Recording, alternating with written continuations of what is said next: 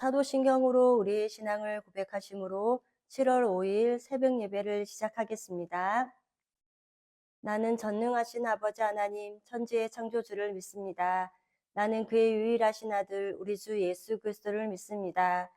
그는 성령으로 잉태되어 동정녀 마리아에게서 나시고 본디오 빌라도에게 고난을 받아 십자가에 못 박혀 죽으시고 장사된 지 사흘 만에 죽은 자 가운데서 다시 살아나셨으며 하늘에 오르시어 전능하신 아버지 하나님 우편에 앉아 계시다가 거기로부터 살아있는 자와 죽은 자를 심판하러 오십니다. 나는 성령을 믿으며 거룩한 공교회와 성도의 교제와 죄를 용서받는 것과 몸의 부활과 영생을 믿습니다. 아멘. 다 함께 찬송가 521장을 찬송하시겠습니다.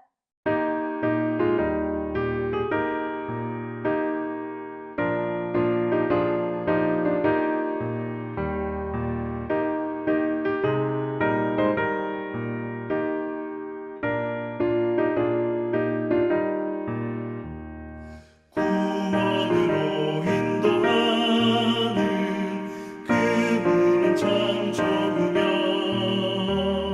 생명으로 인도하는 그 길은 참 험하니 우리 몸에 짊어있는 그 더러운 죄짐을 하나 없이 벗어놓고 힘써서 들어갑시다. 구원으로 인도하는 그 좁은 문 들어가 영생으로 인도하는 그 생명길 갑시다. 이 세상의 모든 사람 큰 문으로 들어가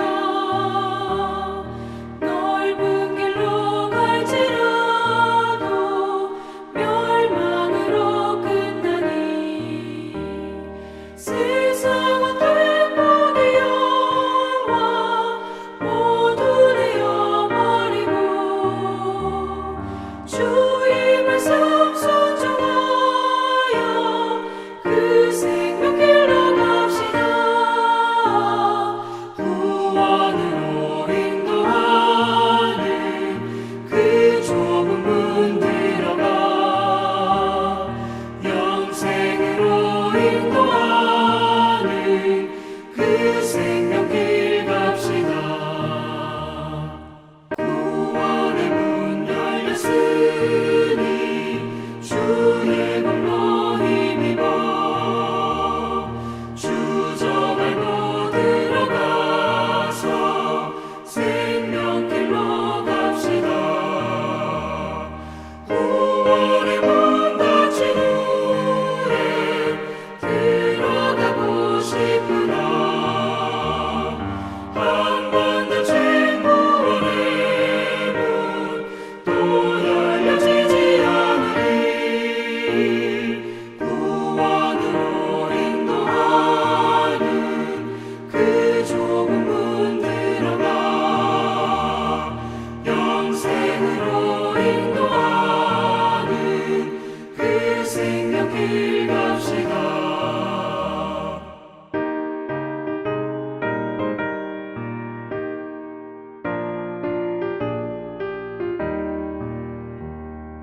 오늘 우리 공동체의 말씀 묵상 본문은 요한계시록 7장과 8장입니다.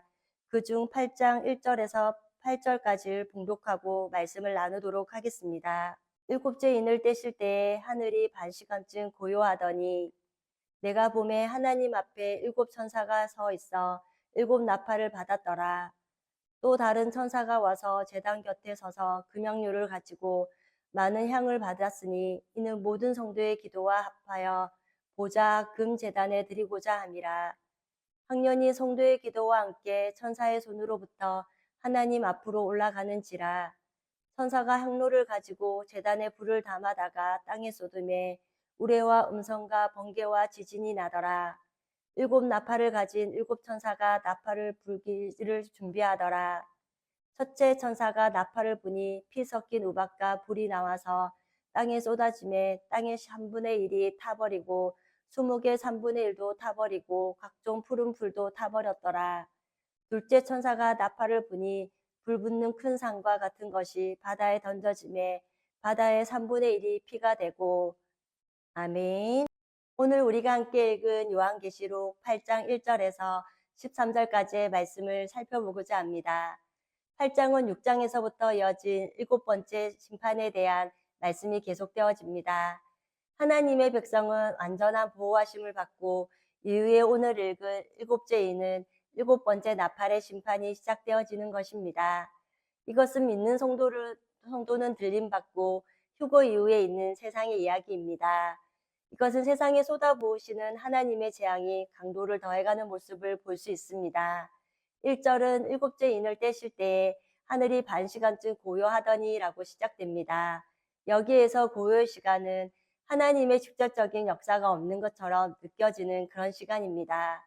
마치 분명히 악이 행해지는데 하나님이 심판하지 않는 것처럼 보이며 악을 허용하는 것처럼 보여지는 그런 고요의 시간을 말한다고 할 수도 있습니다. 하나님은 사랑의 하나님이시기도 하지만 공의의 하나님이십니다. 하나님의 의는 하나님이 창조하신 죄가 없는 원래의 모습을 의라고 할 수 있습니다. 그리고 하나님의 의는 공평하며 억울함이 없다는 것입니다. 불의가 있으면 하나님이 개입하셔서 심판이 이루어진다는 것입니다. 그러나 심판을 잊기 전에 사랑과 긍휼의 하나님은 돌이킬 수 있는 기회를 주신다는 것을 또한 말하고 있습니다. 이것이 1절에서 이야기하는 반시간쯤 고요한 시간이라는 것입니다. 7년 대한난 가운데 3년 반 동안 적그리스도를 통해 거짓 평화를 주며 아무 일도 일어나지 않을 것 같은 시간을 통해 성도들에게 돌아올 수 있는 시간을 허락해 주심이 은혜임을 알 수 있습니다. 그러나 주의 날은 도둑과 같이 임한다는 것입니다. 그 다음 2절은 내가 봄에 하나님 앞에 7 천사가 서 있어 7 나팔을 받았더라 라고 말씀합니다. 나팔은 경고성의 의미가 있습니다. 구약시대의 이스라엘 백성들이 전쟁과 위험한 일들에 대한 경고를 알리기 위한 필요가 있을 때 사용되었습니다. 이것은 이 땅에 남아있는 성도들에게 마지막 경고를 하고 있는 모습입니다. 하나님께서 곧 움직이실 시간, 지금 예수 그리스도의 심판대가 오고 있음을 알리고 있습니다. 나팔을 통해 긴장하여 믿음을 신실하게 지켜야 함을 알리고 있는 것입니다. 3절에서 6절까지의 말씀은 7 나팔의 심판은 성도들의 기도의 결과입니다. 함께 말씀을 보겠습니다. 또 다른 천사가 와서 제단 곁에 서서 금양료를 가지고 많은 향을 받으니 이는 모든 성도의 기도와 합하여 보좌 앞 금제단에 드리고자 함이라. 학년이 성도의 기도와 함께 천사의 손으로부터 하나님 앞으로 올라가는지라. 천사가 향로를 가지고 제단에 불을 담아다가 땅에 쏟음에 우레와 음성과 번개와 지진이 나더라. 7 나팔을 가진 7 천사가 나팔을 불기를 준비하더라. 이 말씀은 성도들의 기도가 천사들의 금양료에 담겨서 하나님 앞에 향과 함께 당겨 올라갑니다. 성도들의 기도의 결과로 하나님의 의를 이루시는, 즉 이 땅의 불의를 무너뜨리시고 죄를 소멸하게 하시는 하나님의 능력이 이 땅 가운데 부어지기 시작했다는 것입니다. 제단의 불이 땅에 쏟아진다는 것은 심판이 시작되었다는 것입니다. 고요의 시간이 끝나고 이제 하나님의 의를 세우기 위해 하나님이 움직이기 시작하셨다는 것을 말하고 있습니다. 조금 전에 말씀드린 것 같이 성도들의 기도가 담긴 향로가 하나님께 올라갈 때 땅에 쏟아진다고 합니다. 그러므로 우리가 하는 기도의 본질은 하나님의 의를 이루는 것입니다. 하나님의 백성들인 즉 그리스도인들이 보혈 가운데 촉촉이 젖어 있을 때 하나님의 나라와 의를 구할 수 있는 기도를 할 수 있을 것이라 생각합니다. 이 기도가 하늘에 쌓이고 쌓여서 어느 순간 제단의 불이 이 땅에 쏟아진다는 것입니다. 불의가 발생하면 우리의 힘으로 해결하려고 하거나 우리가 바로 잡으려고 하는 것이 아니라 또한 억울해만 할 것이 아니라 오히려 이 일을 가지고 기도하면 하나님의 제단에 쌓여서 하나님이 이루시는 심판의 때에 하나님의 때에 이루실 것을 믿음의 눈으로 우리가 볼 수 있기를 소망합니다. 그리고 우리가 하는 기도가 즉 응답되지 않는다고 해서 낙심하지 말아야 할 것입니다. 기도는 근대접에 모여서 한꺼번에 쏟아진다고 합니다. 이를 위해 고요의 시간이 필요한 것 같습니다. 제단에 불이 꺼지지 않도록 낙심하지 말며 기도하고 하나님의 의를 이루기 위해 우리는 계속해서 기도하며 기도하기를 쉬지 않을 수 있기를 원합니다. 7절과 12절은 네 가지 나팔 재앙에 대해 말씀하고 있습니다. 네 가지 나팔 재앙은 자연재해의 피해에 대해 이야기합니다. 땅과 바다와 물과 하늘에 임하는 심판을 이야기합니다. 이것은 온 세상에 임한다는 것입니다. 우리가 구약시대에 애굽의 노예 생활을 하던 이스라엘 백성들에게 임한 바로의 재앙은 믿는 자나 믿지 않는 자에 대해 다 같이 내린 재앙은 아니었습니다. 이것이 중요합니다. 재앙의 목적은 하나님을 대항하는 바로, 하나님의 백성들을 억압하고 있는 바로, 그 바로의 자원들을 치심으로 하나님의 백성을 해방시키기 위한 재앙이었습니다. 그래서 오늘 계시록 말씀을 통해 일곱 나팔로 말하고 있는 이 재앙도 같은 목적에 있다는 것입니다. 이것을 어떻게 알 수 있냐면 9장 4절의 말씀에서 오직 이마에 하나님의 인치심을 받지 않은 사람들만 해하라 하는 말씀이 나옵니다. 즉 하나님의 백성이 아닌 자들이 그 사람만들만 해하라고 말씀에 기록해 놓으셨습니다. 그러므로 이 재앙의 나팔 소리를 들을 때는 우리가 기뻐할 수 있을 것입니다. 우리 코너스톤 형제 자매님들은 계속해서 주님 오심이 가까워진 마지막 시대에 관한 말씀을 즉 하나님이 앞으로 하실 일들에 대해 이미 성경 공부와 주일 말씀을 통해 반복적으로 들어왔기에 우리는 재앙에 속하지 않고 공중으로 들림 받을 것이며 또한 하나님의 심판은 두려운 것이 아니라 믿는 성도들에게는 특별한 기쁨이 가까이 다가오고 있음을 깨달아 알며 또한 그날을 사모하고 계시리라고 생각되어집니다. 그렇기에 오늘 이 일곱 재앙의 나팔 소리는 오랫동안 그리스도인들을 핍박하고 환난 가운데 있게 한 원수를 치시는 전쟁이 시작되어지고 하나님의 백성들인 우리에게는 승리의 나팔 소리로 들려올 줄 믿습니다. 끝으로 8장에서 말하는 일곱 재앙은 세 가지 측면에서 볼 수 있습니다. 회개하고 돌아올 수 있는 기회의 여지를 남겨두시고 하나님을 대적하는 자들에게는 심판이 기다리고 있으며 믿는 자들에게는 하나님의 승리가 있다는 것을 말하고 있습니다. 이것은 경고와 심판과 승리라는 것입니다. 오늘도 하루를 살아갈 때 사랑하는 우리 코너스톤 형제자매님과 저는 하나님의 진노와 심판의 관계가 없는 사람이 된 것을 기뻐하고 감사하며 제단의 불이 꺼지지 않기를 위해 기도하기를 멈추지 않고 하나님의 나라와 의를 위해 기도함으로 더 큰 은혜를 누리며 하루를 살아가는 이 한날이 될 수 있기를 소망합니다. 다 함께 찬송가 361장을 찬송하시겠습니다.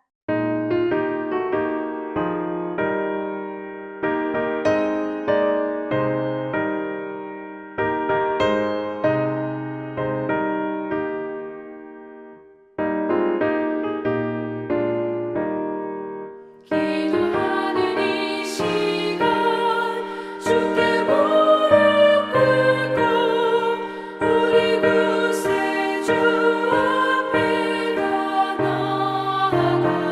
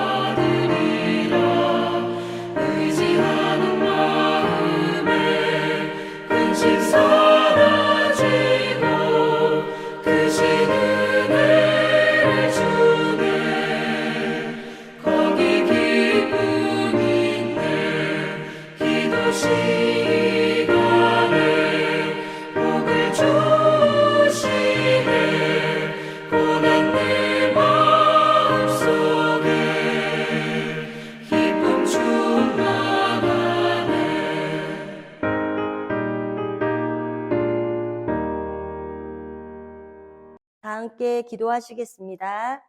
사랑의 하나님, 오늘도 우리가 가지고 있는 자원과 힘으로 살지 않고 하나님의 말씀으로 하루를 살기 위해 생명의 말씀 앞에 서게 하시니 감사합니다.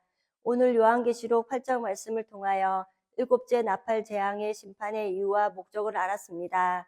세상 가운데 고통스러운 재앙의 나팔 소리가 불려진다 하여도 믿는 성도인 저희들은 두려움이 아니라 기쁨으로 맞이할 수 있는 은혜를 주셔서 감사합니다. 금양요의 기도가 모여서 한꺼번에 쏟아지는 것처럼 우리의 기도를 사용하셔서 하나님의 의를 이루어 가심을 기억하며 주님이 이루실 일들을 위해 쉬지 않고 기도하며 하나님의 긍휼하심으로 심판이 있기 전에 돌이킬 수 있도록 전하는 사명을 잘 감당하게 하옵소서. 지난 주일 예수께서 고난받고 죽으신 성읍이라는 제목으로 말씀을 듣게 하시니 감사합니다. 하나님과 막힌 담을 허시기 위해 예수님께서 스스로 희생 제물이 되시고 죄와 상관없이 하나님께로 가는 길을 만들기 위해 죽으신 것을 기억하며 믿음으로 구원받은 것을 감사하는 하나님의 자녀들이 되게 하옵소서. 그리고 예수님의 희생적 사랑 때문에 평화의 성읍이 된 예루살렘을 사랑하고 평강을 위해 늘 기도하게 하옵소서. 오늘도 주님을 더욱 사랑함으로 믿음이 굳건한 하루가 되기를 기도하오며 우리를 죄에서 구원하여 주신 예수님의 이름으로 기도드립니다. 아멘. 이 시간 합심으로 기도할 제목을 나눕니다. 주일 예배와 목회자의 사역을 위해 코너스ton 교회가 진리 위에 든든히 서가도록, 그리고 지난 주일 들었던 말씀을 기억하며 교회를 이끌어 가시는 사랑하는 담임 목사님과 사역자들을 위해 소그룹분들을 위하여 오늘 저녁에 있을 절기 기념 금요 기도회 가운데 함께 하시고 화요일마다 있는 사사기 성경 공부와 목요일마다 진행되는 목회자 세미나 가운데 악한 마귀 틈타지 않고 말씀을 배우고 알아가는 기쁨이 충만한 시간이 될 수 있도록, 그리고 각자 가지고 계신 기도의 제목을 놓고 기도하시기를 바라며 오늘도 주 안에서 승리하십시오.